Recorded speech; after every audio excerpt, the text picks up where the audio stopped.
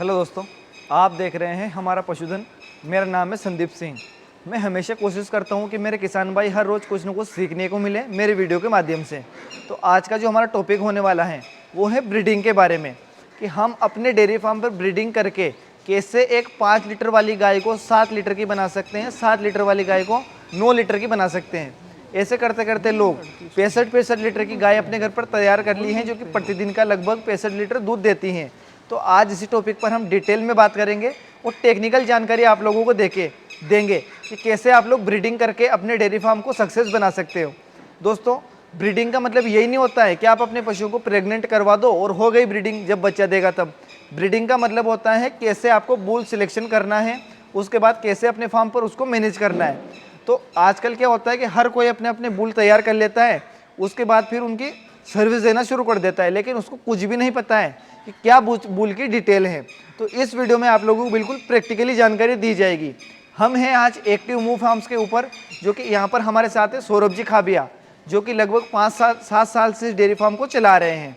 तो मुझे उम्मीद है आप लोगों को आज बहुत कुछ सीखने वाला है। चलिए हम लोग वीडियो को शुरू करते हैं। हेलो सर जी। नमस्कार संदीप जी। आज हम बुल सिलेक्शन के ऊपर बात कर रहे हैं, क्योंकि ब्रीडिंग में ये बहुत ही इम्पॉर्टेंट है। हमारे भारत में एक बहुत ज़्यादा टॉपिक चलता है कि आधा दूध माँ से मिलेगा, आधा दूध बाप से मिलेगा, 60% माँ से मिलेगा, 40% बाप से मिलेगा।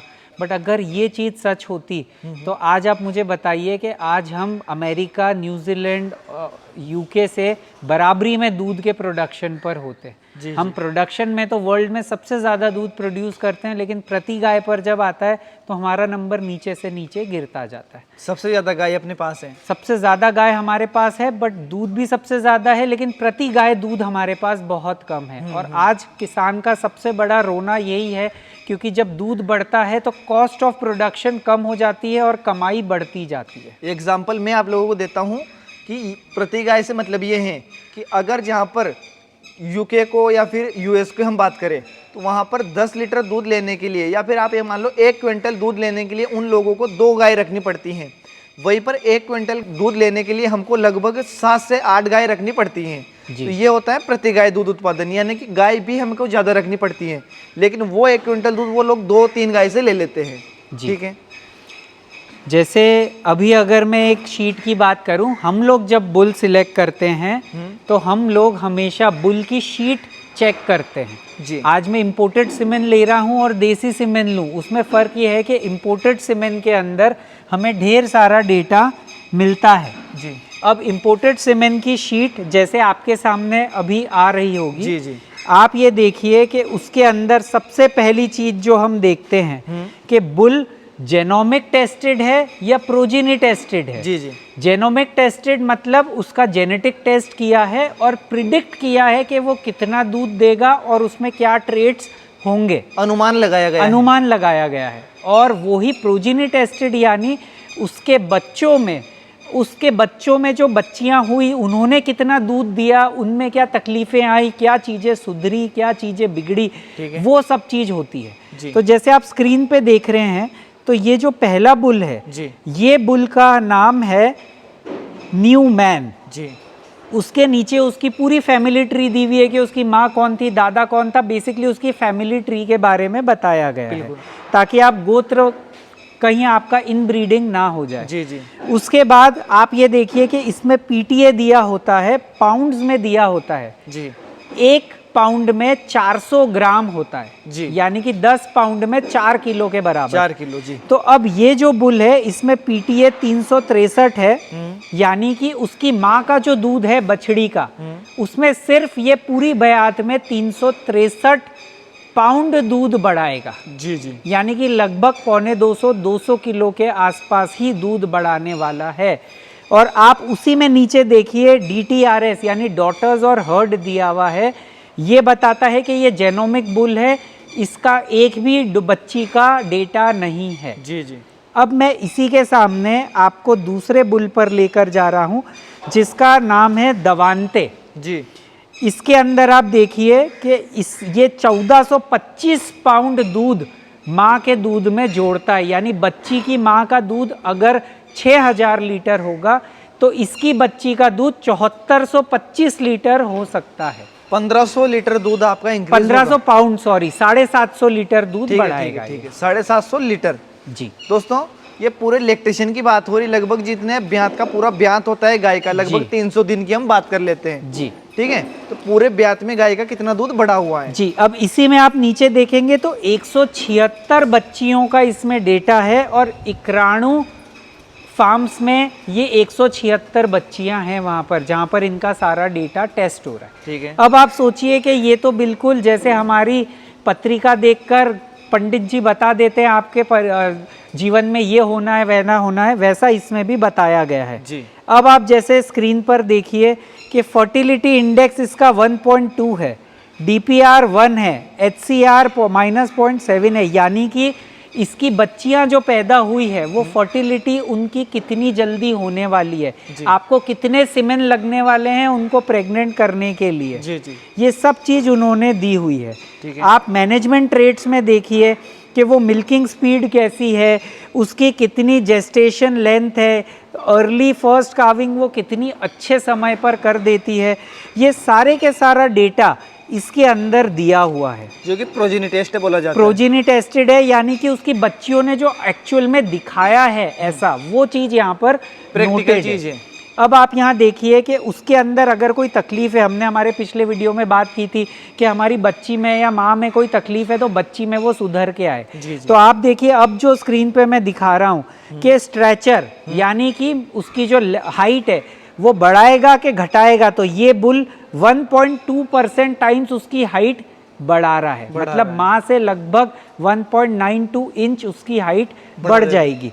इसी तरह उसके लेग, अब इसका अपन देखें तो जो पीछे की साइड है, पीछे के पैर है, वो ये बुल वीक कर रहा है, कमजोर आप देखो कमजोर कर रहा है, उन्होंने वो भी चीज मेंशन करी है। उसके जो तन में जो अपने टीट्स होते हैं, उसकी निप्पल्स जो उसकी लेंथ है, उसे वो कम कर रहा है जी। अब अगर हमारी ऑलरेडी देसी गाय है, उसको हम अगर HF से क्रॉस कर रहे हैं तो उसके टीट छोटे करने में ये बुल हमारी हेल्पफुल रहेगा ताकि क्लस्टर पे वो अच्छे से जाए। अगर किसी गाय के थन लंबे हैं तो उसको ये छोटा कर देगा। हाँ, अगर छोटे हैं तो और छोटा कर देगा, तो ये हमारे लिए लॉस है। तो जब हम बुल सिलेक्ट कर रहे हैं हमें इन चीज़ों का ध्यान रखना है। ठीक है। और अब आप देखिए जो स्क्रीन पे मैं नीचे दिखा रहा हूँ, अब ये लेटेस्ट शीट्स हैं जिसके अंदर उसकी बच्चियों में कितने % बच्चियों को मेस्टाइटिस हुआ, कितने % बच्चियों ने प्लेसेंटा को रोका जी, कितने बच्चियों को मिल्क फीवर हुआ, यह बीमारियों का भी सारा चिट्ठा इन्होंने खोल दिया है। किसकी जियर नहीं गिरेगी, किसको क्या थनैला रोग होगा, कितना कुछ सारा का सारा लिखा हुआ है। जी जी। और ये जो बच्चियों ने वहाँ बताया है वही चीज़ नोट करके इन्होंने निकाली। ठीक है। तो आपको इतनी चीज़ें देखनी पड़ती है जब जाके आप अच्छा बुल अपने बच्ची को देना चाहिए, माँ को देना चाहिए, ताकि बच्ची अच्छी से अच्छी मिले। केवल प्रेग्नेंट कर लेके आप उससे ज़्यादा दूध ना बढ़ाएं तो वो सिर्फ आप सेम स्टेज पे बढ़ते जाएंगे। ठीक है। तो ये तो होगी बुल सिलेक्शन की बात। जी। अब हम बात करें कि अगर कोई आपने अच्छे बुल के सीमन की गैबिन करवाई तो क्या हम किसी भी अच्छे बड़े बुल से किसी भी गाय को प्रेग्नेंट करवा सकते हैं? आप एक बात समझ के चलिए, आप किसी से भी किसी को भी कर सकते हैं, लेकिन जब आप ये शीट देख रहे थे तो इस शीट में ये भी दिया होता है कि ये सीमेन 10 बार लगाया जाता है तो 7 बार ही प्रेग्नेंट करता है। अच्छा। तो हमें जैसे फैमिली डॉक्टर होता है वैसे हमें ध्यान रखना है कि भाई ये बुल का हम जब यूज़ कर रहे हैं तो हमें प्रेगनेंसी नहीं मिल पा रही है तो हमें बुल बदलना पड़ेगा। ठीक है। अगर आपने अच्छे सीमेन का बुल पाला है और अपने फार्म पर रखा है तो आप उसे ब्रीडिंग में यूज़ कर सकते हैं, लेकिन उसकी बच्चियों के साथ उसको आपको इस्तेमाल में कभी भी नहीं लेना है। इन ब्रीडिंग नहीं करनी है, यानी कि किसी बच्चे का अगर बाप है वो, तो उस बच्चे को उसके बाप से प्रेग्नेंट नहीं करवाना है, हिंदी भाषा में समझे तो। हाँ, तो उसमें उसकी बीमारियां हो, जो जितनी भी तकलीफें हैं वो मल्टीप्लाई हो जाती है और हम बहुत तकलीफ में आ जाते हैं। जी जी। तो उसका कुल मिला के ये है, इन ब्रीडिंग से पूरा आपका डेयरी फार्म फेलियर का कगार पे हो जाता है। जी। अब आप अगर बात करें NI और AI की, तो हम लोग AI पहले ज़्यादा प्रेफर करते हैं। उसका रीज़न ये है कि AI में हम लोग साफ़ सफाई का ध्यान रख सकते हैं। बुल जब होता है तो बुल को अगर कोई इन्फेक्शन हो गया तो गाय को प्रेग्नेंट करने की जगह वो इन्फेक्शन ज़्यादा फैला देता है। ठीक है। तो इसीलिए AI का इजाद हुआ था और आर्टिफिशियल इंसेमिनेशन करना शुरू करा गया। जी, जी। और उसके साथ भी कुछ चीज़ें होती है जो आपको एआई वर्कर को ध्यान में होती है, वो अगर करता है तो प्रेगनेंसी के परसेंटेज बढ़ जाते हैं। बट ब्रीडिंग के लिए भी न्यूट्रिशन सबसे इम्पॉर्टेंट है। आपके फीड में फॉस्फोरस डाउन रहेगा, कभी भी गाय को आप प्रेग्नेंट नहीं कर पाएंगे। ठीक है, फीडिंग का भी काफ़ी ज़्यादा महत्वपूर्ण होता है। जी, न्यूट्रिशन बहुत इंपॉर्टेंट। जी, तो हमने फीडिंग की वीडियो भी बनाई है, तो आप लोग भी वीडियो भी जाकर जरूर देखना। तो मुझे उम्मीद है आप लोगों को बुल सिलेक्शन करना आ गया होगा बड़ी ही आसानी से।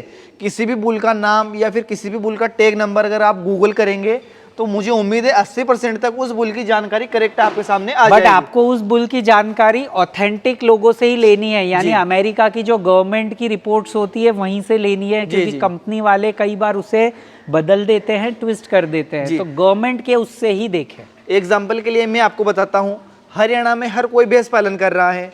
मैं ये नहीं बोल रहा हूँ कि वो लोग गलत कर रहे हैं, उससे कहीं ज़्यादा हेल्प हो रही है, बट हर कोई अपने अपने अलग अलग घर पे बुल पाल रहा है। और चाहे उस बुल की खासियत हो या ना हो, उसकी माँ ने अच्छा दूध दिया हो या ना दिया हो, हर कोई उसे लेकर सर्विस में आकर खड़ा हो जाता है। जब उस बुल की बछड़ियाँ आती हैं तो बिल्कुल ही ख़राब बछड़ियाँ आती हैं, जिससे कि लोगों को बहुत ज़्यादा नुकसान होता है। तो बुल सिलेक्ट करते टाइम बहुत ज़्यादा आप लोग ध्यान रखें, काफ़ी अच्छे से अपनी भैंस के लिए या फिर अपनी गाय के लिए बुल का चुनाव करें। तो मुझे उम्मीद है आप लोगों को वीडियो पसंद आई होगी, आप ज़रूर अपनी डेयरी फार्म में कामयाब होंगे।